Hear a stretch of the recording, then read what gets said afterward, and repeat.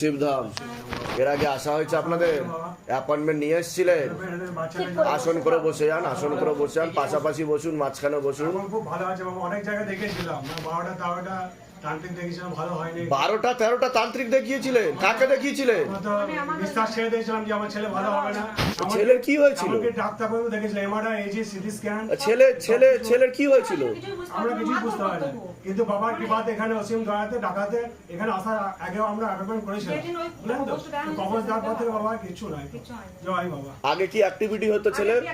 প্রচুর মারধর, চুলের মুঠো ধরে, মানে পাগল সুলভ আচরণ করতো? আবার গলায় দড়ি নিয়েছিল বাবা, গলায় দড়ি দিয়ে দিয়েছিল।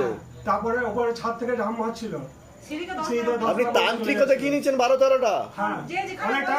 কত টাকা খরচা করেছেন এসবের পিছনে? মোটামুটি 1,20,30,000 টাকা বটে। আর শিবধাম কত লাখ টাকা লুটে নিয়েছে?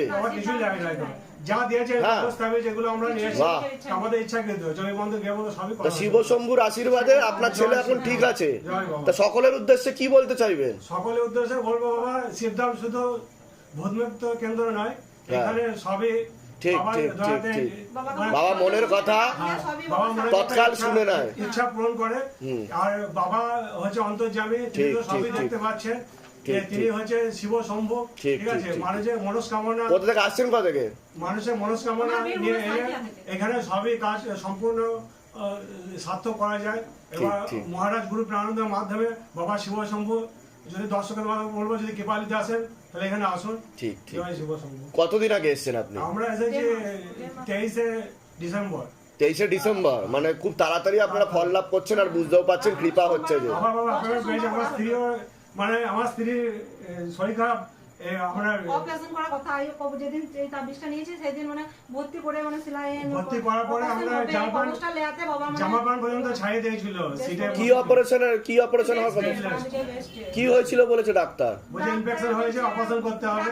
তারপরে ডাক্তারে দেখে আসে, ডাক্তারই বুঝতে পারছেন না। তারপরে বলছে যে এটা বায়োস্কিপ করতে হবে।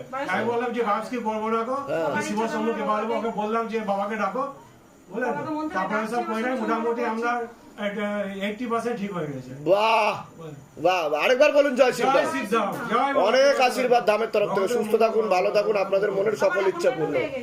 আবার অ্যাপয়েন্টমেন্টও পেয়ে গেছেন। বাহ বাহ বাহ বাহ, খুব ভালো। প্রসাদ দিয়ে দাও, প্রসাদ দিয়ে দাও, প্রসাদ দিয়ে দাও।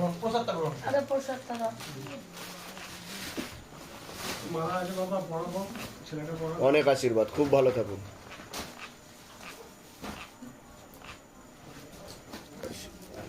জয় গ্রহণ করলাম। জয় শিবধাম, জয় শিবধাম, জয় শিবধাম, জয় গ্রহণ করলাম।